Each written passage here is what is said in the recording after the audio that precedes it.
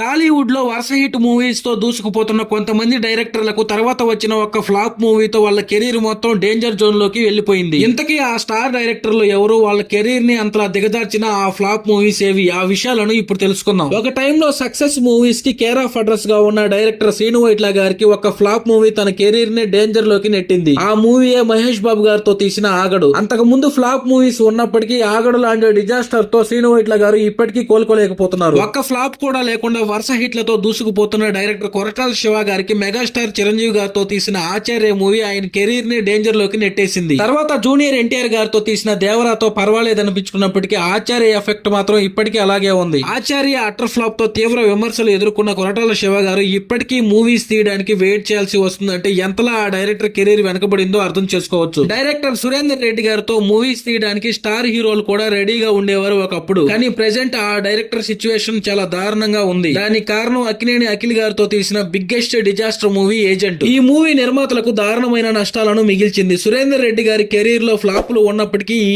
Agent లాంటి biggest flop career నే close చేసేసింది. ఇప్పటికీ ఒక మూవీ తీయడానికి తీవ్రంగానే ప్రయత్నించాల్సి వస్తుంది సురేందర్ రెడ్డి గారికి.